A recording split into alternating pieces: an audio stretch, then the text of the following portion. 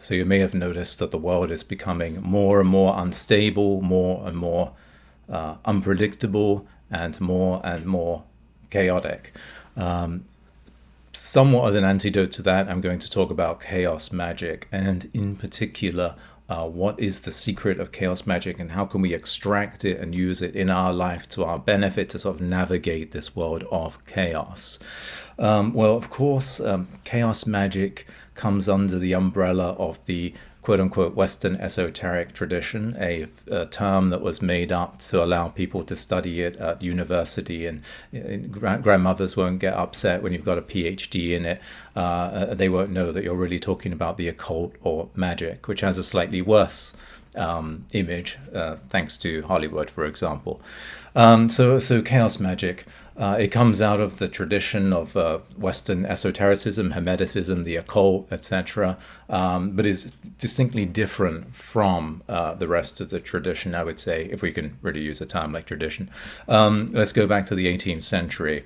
France, of course, is in a state of turmoil. There's the terror. There's an attack on Christianity and belief and faith, and beyond that, the mysterious. And instead, the idea is that we can just solve all of society's problems through rational thinking. That is not true. That is ridiculous. Not least of all because virtually everything that gives our life meaning is not rational. Clothing or fashion, for example, that's not rational. Art, painting is not rational. Sculpture is not rational. Music is not rational.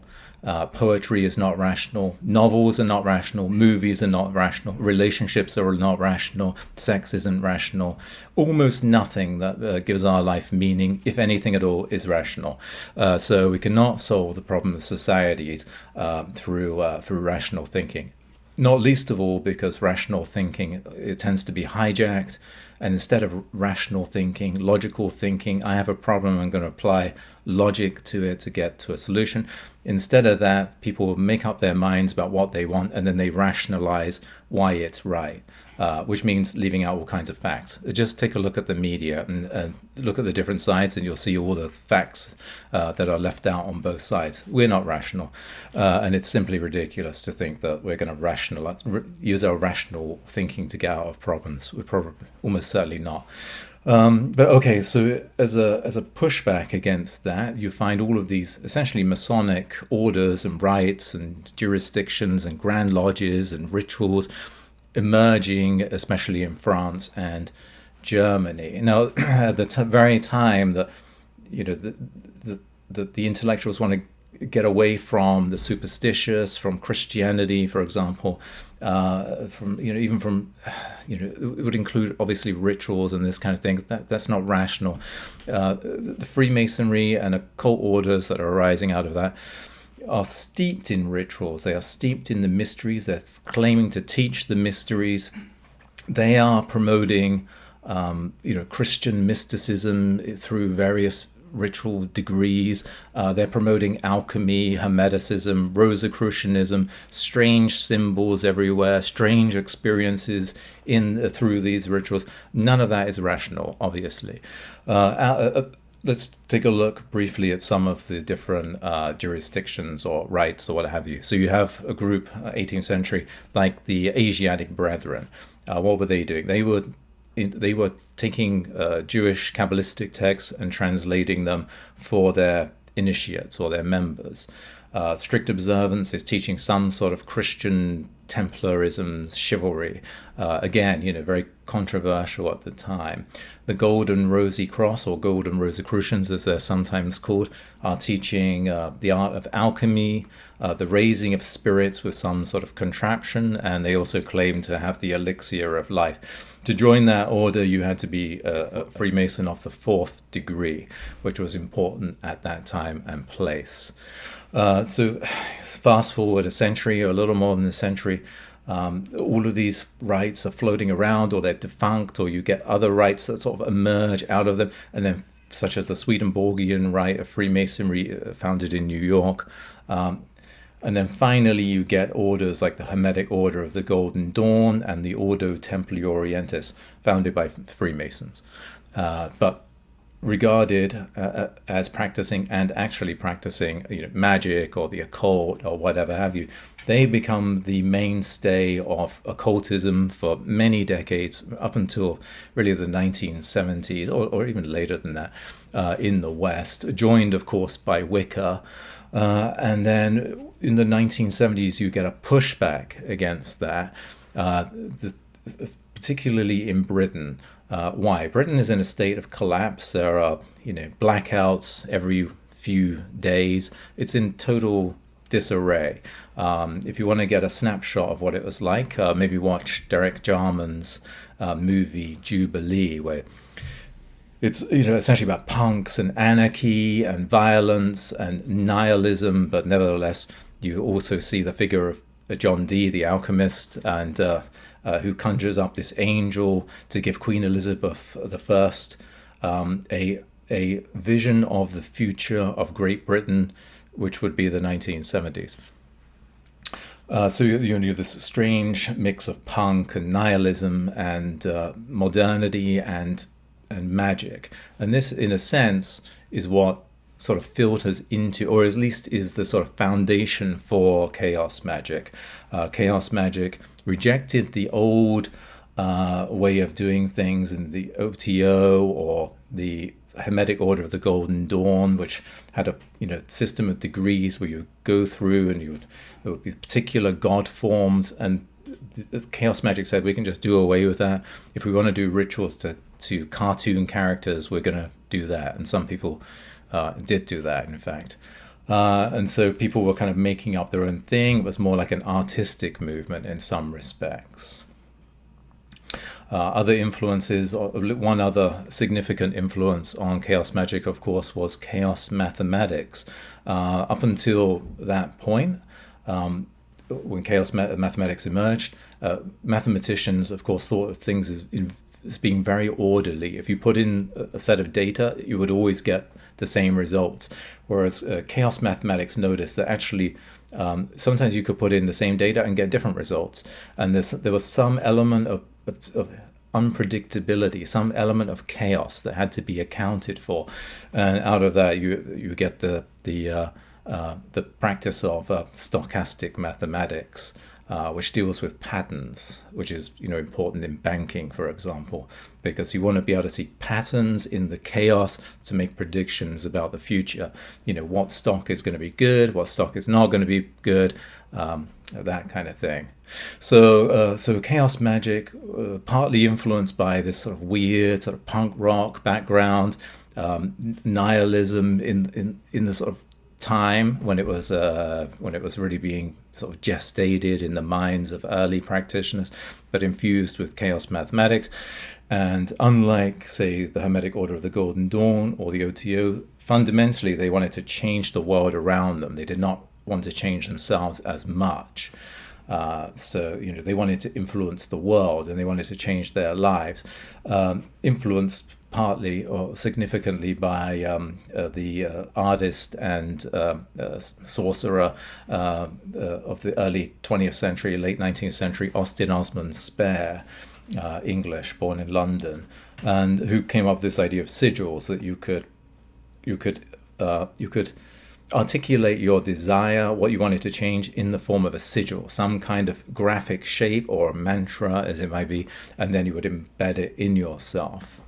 How does that happen? So if we look at Liber Null, the first book by Peter J. Carroll, packaged with Psychonaut, he says that altered states of consciousness are the key to magical power.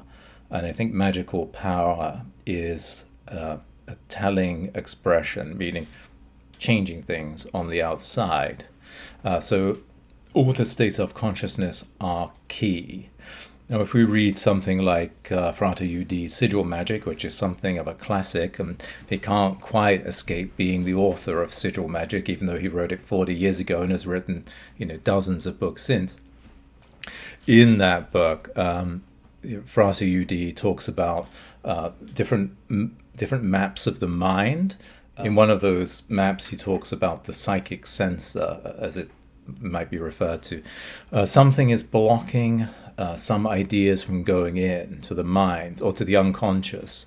What is it? So if we take the idea of being wealthy, let's take a scenario where you've gone to a hypnotist, or someone's gone to a hypnotist, and they're being told that yes, you can become wealthy. Well, that person might have some kind of resistance to it. It's their self-image, right? So their self-image is saying, I could never be wealthy. It might be a moral reason why, they view money as bad, or it might be that they grew up in poverty and they feel that they just don't have the skill to become maybe not even wealthy, but just, not poor. So the self-image is stopping them, which is very often the case, right? So you have to get past this self-image or this psychic censor, whatever is stopping this. In hypnotism, of course, the client will be put into a state of hypnosis. I can say this for a fact that since I'm a certified hypnotist, I would be put into a state of hypnosis, a kind of light trance state, and then hypnotic suggestions about what they will achieve or what they will do or how easy it will be for them to reach their goal, are given to the client. And I'm going to look at why the trance state or hypnosis is important. But for Peter J. Carroll, at least, and for the Illuminates of Thanatos, which I was a member of when I was 19, so don't blame me for bad decisions. But, they would emphasize altered states of consciousness, or what they would call Gnosis. Gnosis is a Greek word meaning knowledge. In relation to spirituality or religion, it's often thought of, or often used to describe some kind of revelation, right? Someone has a revelation of the divine, of God, or whatever it might be. That is Gnosis. In the Illuminates of Thanatos and in Libanon, it's really used as a synonym for trance state. But I think the implication is that if you enter some kind of trance, you get some kind of revelation, some kind of genius is awakened. And that's, I think, very much in line with Austin Spare. You enter a trance state, then you implant this kind of sigil. You can get past the psychic sensor, or I think more simply the self-image. When you're in this trance state, you're implanting this sigil, this idea of what you want to become, and then somehow it gets through this defense system that we have, our self-image, and it implants, and then we can move forward in life in a way that we weren't able to before. Now, I'm going to speak personally about my experience in the Illuminates of Thanatos. Again, I was 19 when I joined. There were some good things about it and some really bad things about it, I would say. And it's probably the best thing was you met a lot of interesting people that were, avant-garde musicians, or people that were in the process of writing their first book and that subsequently became authors. Whether those books were any good or not, that's not for me to judge, perhaps. But, it was a creative, very dynamic environment, and, one that really emphasized doing the work, so that we would be meditating, or doing rituals, entering trance states, reading, of course, and doing other kinds of creative work, really from the minute we woke up to the minute we went to sleep, I think. And then, of course, we were trying to do dream work. So really 24 hours a day was trying to enter some kind of magical state, which is probably too much, but I'm sort of glad that I experienced it. On the negative side, was the negativity, and that is, it was very much, it was very cult-like, and it was very much the case that you could never say anything positive. It always had to be very negative. I was in the Illuminates of Thanatos in London, again when I was 19, for about a year, maybe a little over a year, and then I was involved with them a few months before that. And, really you could not say anything positive. It was all negative.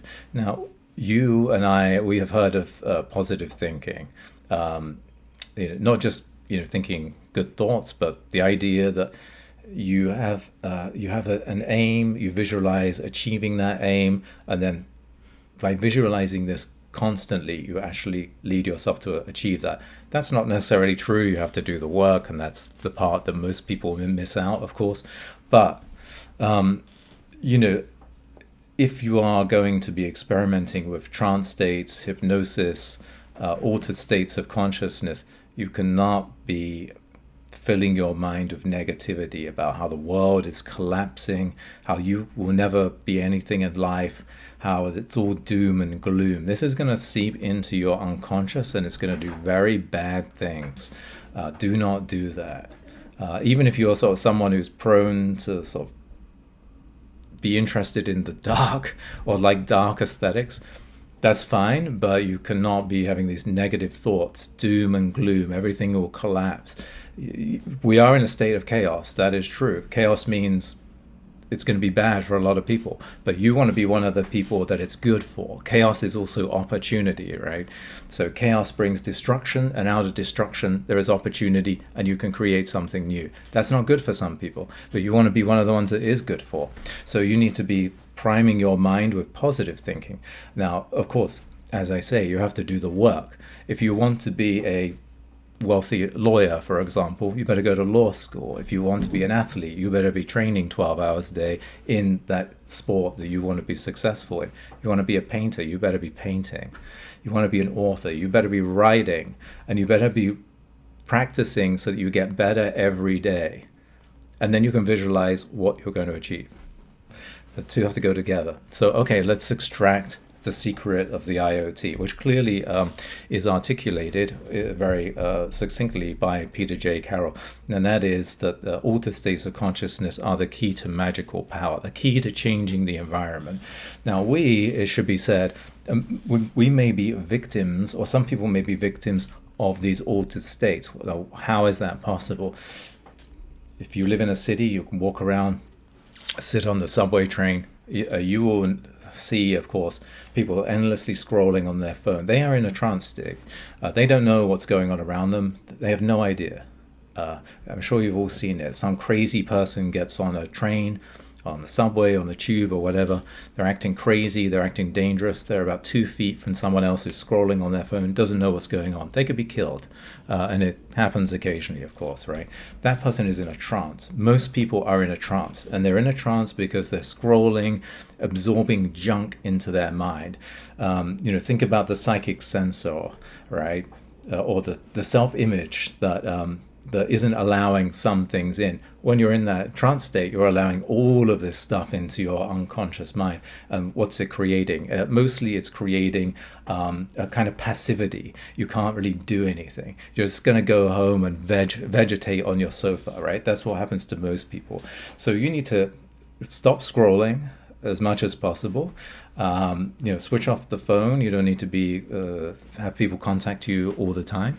You need to create a space in your day where you can enter some kind of ordered states, some kind of deep relaxation. Now, why is that? Well, it is a part of excellence or mastery of certain arts, right?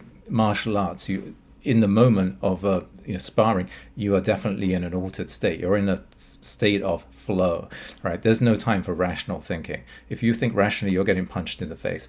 Art, you are painting with brushstrokes, breathing. You're in a kind of state of hypnosis, or what has been called flow in more recently. So there is an element in which the trance is part of excellence or mastery. It also facilitates learning as well. It's been shown that if you're a learning subject and you take breaks after, and you just allow yourself to go into a sort of state of deep relaxation, you will learn quicker. Well, why is that? Think about hypnosis. Okay, the hypnotist and the client is put into a state of hypnosis or guided into a state of hypnosis, and then they're given suggestions for their life. You will achieve this, you will do that, right? There's more to it than that. So why in this state? Well, as mentioned, you learn quicker if you're in a state of deep relaxation or trance or what have you, but because the brain is rewiring faster. So technically it should be the case that if you're in a state of hypnosis hearing these suggestions, it's going to rewire your brain quicker to enable you to achieve what you need to achieve quicker, and that generally is the case. So first of all, okay, excellence, right? It's part of many arts, mastering many arts. It's also part of learning, right? Do we want to learn quickly, rewire our brain? But there's another reason, which goes back to the word gnosis, and that is knowledge. We're taking a lot of things in. We need to clear a space and allow things to come out. I meditate every day. When I meditate, often, when I'm going into it or coming out of it, I'll get an idea or a solution to a problem. Why is that? Well, because contrary to what the revolutionaries of France thought during the 18th century, things cannot be solved rationally often, or you need something else, right, beyond the rational. Inspiration is not rational. If you've seen the Netflix series Mad Men, you may recall a scene in which Don Draper is talking to his assistant or the junior copywriter, Peggy, and he says, just think about the advert, think about it intensely, and then forget about it, and it's just the answer will just pop up in your face, right? That is the case. And 99% of people today are in the phase where they're thinking about it intensely, and they never switch off to allow the inspiration to strike. That's why everything is very rote, very sort of formulaic. If you want your genius to come out, whether as an artist, a musician, a lawyer, whatever it is, you need to shut down a little bit each day. You need to deeply relax to allow things to come out, to allow your genius to emerge, to clear away the noise. So I would say, and I do this, you should create time every morning or every evening, whenever it is, to just be in a state of deep relaxation, enter some altered state of consciousness, trance, hypnosis, and just stay in that state of consciousness for a while, and then come out. Maybe it's just 5 or 10 minutes, and you will almost certainly find, if you have been studying something seriously, whether it's law or music or art, that solutions are arising, at least from time to time. Inspiration emerges, your genius comes out, and your genius is going to affect the world around you. You'll be able to shape the world around you much more easily, but you must take time to shut the noise out and allow the genius to come through. So thinking positively, learn some kind of skill, some kind of art, some kind of vocation, and then thirdly, enter this trance state, this deep state of relaxation, and allow the genius to emerge so that you can change the world around you to your liking. Well, that's it for now. Thanks very much.